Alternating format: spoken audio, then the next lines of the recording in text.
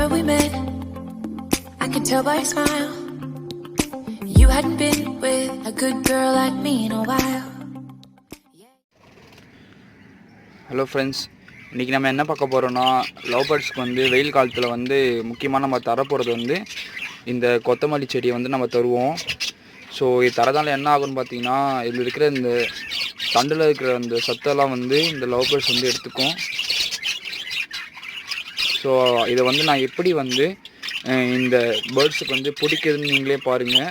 So அது மட்டும் இல்லாமல் ஃபஸ்ட் நம்ம என்ன பண்ணணும்னா, இந்த வேர்ஸ் எல்லாம் வந்து கட் பண்ணிடணும். ஸோ இதெல்லாம் வந்து நம்மளுக்கு தேவையில்லாதது. ஸோ இதை கட் பண்ணி எடுத்துடணும். நெக்ஸ்ட்டு வந்து நம்ம ஏன் இதை தரணும்னு பார்த்தீங்கன்னா, நம்ம பட்ஜெட்ஸ் வந்து எக்ஸ் வைக்க வந்து இது ரொம்ப ஒரு யூஸ்ஃபுல்லாக இருக்கும்.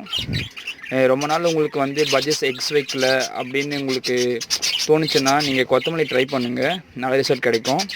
அது மட்டும் இல்லாமல் பட்ஜெட்ஸ்க்கு வந்து இந்த கொத்தமல்லி வந்து ரொம்ப ஒரு ஃபேவரட் ஃபுட்டுன்னு சொல்லலாம்.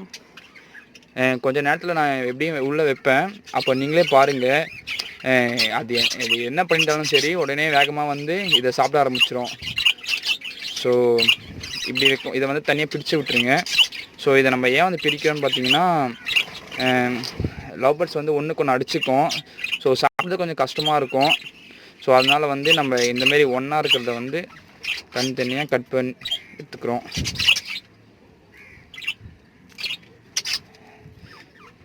ஸோ இதில் வந்து நிறைய சத்து இருக்கிறதுனால வந்து அந்த தண்டில் இருக்கிற அந்த தண்ணியை மட்டும் அது சாப்பிட்றோம். அந்த தண்ணி தான் வந்து அதை சாப்பிட்றோம். கொத்தி கொத்தி பார்த்திங்கன்னா பிச்சு எடுத்துரும் அழகா. ஸோ நம்ம இதை பிரித்து எடுத்தாச்சு. ஓகே, இப்போ வந்து கொத்தமல்லி வந்து நம்ம சுத்தம் பண்ணி எடுத்தாச்சு. ஸோ இதை வந்து நம்ம லவ் பேர்ட்ஸ்க்கு சர்வ் பண்ணலாம். ஓகேங்களா?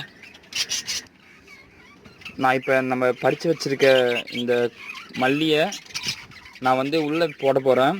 நீங்களே பாருங்கள். ஸோ அது வந்து எவ்வளோ வேகமாக சாப்பிடுதுன்னு. இப்போ நான் கொஞ்சமாக பார்த்தீங்கன்னா பாருங்கள், போட்டோடனே வந்துடும். எங்கே இருந்தாலும் என்ன வேலை பண்ணியிருந்தாலும் நல்லா வேகமாக வந்துடும். ஸோ இதை வந்து நம்ம மொத்தமாக போடாமல் சும்மா அங்கங்கே தூவி விட்ற மாதிரி போட்டிங்கன்னா அது சாப்பிட்றதுக்கு கொஞ்சம் ஈஸியாக இருக்கும். அது கொஞ்சம் சண்டை போடாது, நல்லா ஃப்ரீயாக சாப்பிடும். இது வந்து அதிகமாக வந்து வெயில் காலத்தில் தான் நம்ம யூஸ் பண்ணுவோம். பஜ்ஜிஸோட ரொம்ப ரொம்ப ஃபேவரட் ஃபுட்டு இந்த கொத்தமல்லி தான். அதை நீங்கள் சாப்பிட்றதுலே தெரிஞ்சிக்கலாம். என்ன நம்ம போட்டோம், என்ன நம்ம ஃபுட் வச்சாலும் சரி, அதை வந்து கண்டுக்காது. ஸோ இந்த ஃபுட்டு தான் வந்து அது ஃபஸ்ட் ப்ரிஃபரன்ஸாக எடுத்துக்கும். சைடில் பார்த்தீங்கன்னா தென்னைலாம் வச்சுருப்பேன். ஸோ வாட்டர் வச்சுருப்பேன். ஸோ அதை கூட அது வந்து பசிக்கும் தான் சாப்பிடும். பட் இந்த மல்லியை வந்து அது எப்பவுமே சாப்பிடும். முக்கியமாக இந்த மல்லியை வந்து நீங்கள் மழை காலத்தில் வச்சிடாதீங்க. ஸோ மழை காலம் வந்து ரொம்ப கோல்டு டைம். ஸோ அந்த டைமில் வச்சிங்கன்னா லவ் பேர்ட்ஸ் வந்து இருக்க நிறைய வாய்ப்பு இருக்குது. ஸோ இதை வந்து மெயினாக வந்து நீங்கள் வெயிலில், அதாவது வெயில் டைம் அந்தமாரி ஹாட் கிளைமேட்டில் மட்டும் நீங்கள் மோஸ்ட்லி வைங்க. உங்களுக்கு ஒரு நல்ல ரிசல்ட் கிடைக்கும். நல்லா நம்ம பஜ்ஜிஸ்லாம் வந்து நல்ல ஒரு ஆரோக்கியமாக இருக்கும். ஸோ இது உங்களுக்கு வீடியோ பிடிச்சிருந்தா லைக் பண்ணுங்கள், சப்ஸ்கிரைப் பண்ணுங்கள், ஷேர் பண்ணுங்கள்.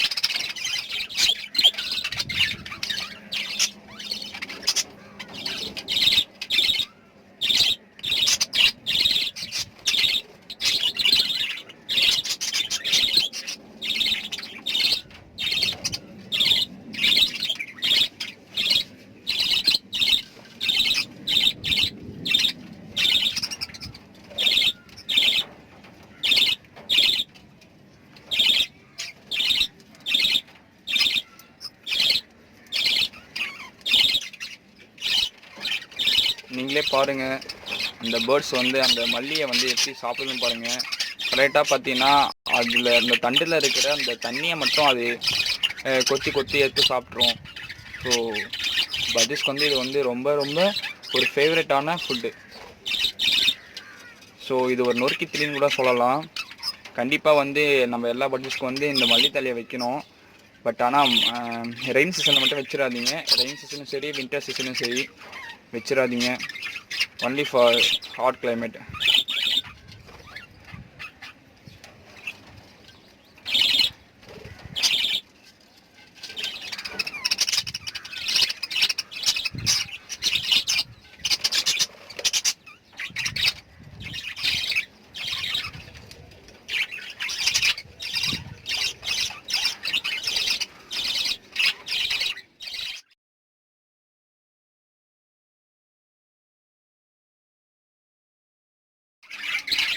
ஸோ நம்ம இப்போ வந்து ஒரு 1/2 minute கழித்து பார்க்குறோம்.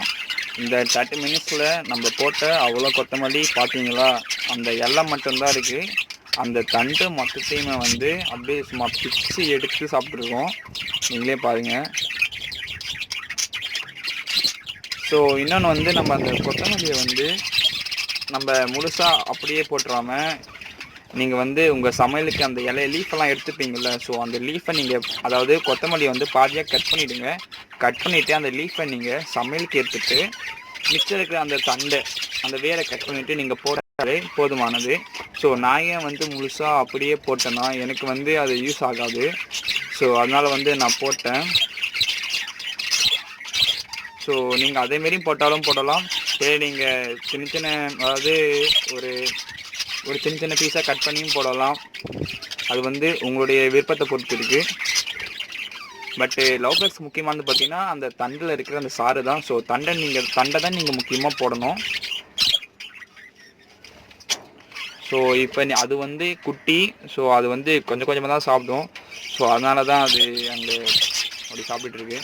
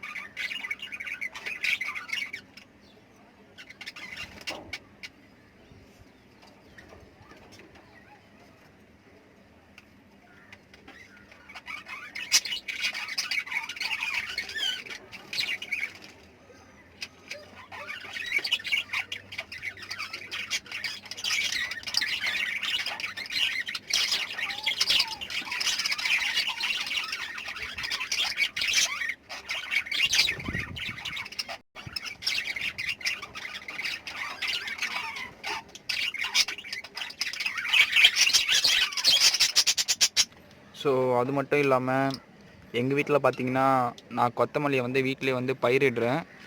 ஸோ எனக்கான கொத்தமல்லியை வந்து நான் ஆல்ரெடி போட்டு வச்சுருக்கேன். ஸோ அது வளர்ந்தோடனே நான் போட்டுருவேன். ஸோ இது வந்து எனக்கு 1 வீக்கில் வந்து நான் இதை அறுவடை பண்ணிருவேன். எனக்கு தேவைப்பட்டால் கடையில் வாங்கி நான் வந்து நம்ம லவ் பேர்ட்ஸ்க்கு வந்து கொத்தமல்லியை வந்து வாங்கி போட்டுட்ருப்பேன்.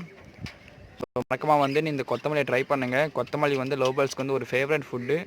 ஸோ பஜ்ஜீஸ் வளர்க்குறவங்க எல்லாருமே இதை வந்து போட்டால் நல்லாயிருக்கும். உங்கள் பஜ்ஜீஸ் நல்லா ஹெல்த்தியாக இருக்கும். ஸோ நான் கொடுத்த இந்த தகவல் வந்து உங்களுக்கு யூஸ்ஃபுல்லாக இருக்கும்னு நினைக்கிறேன். ஸோ பிடிச்சிருந்தால் லைக் பண்ணுங்கள்.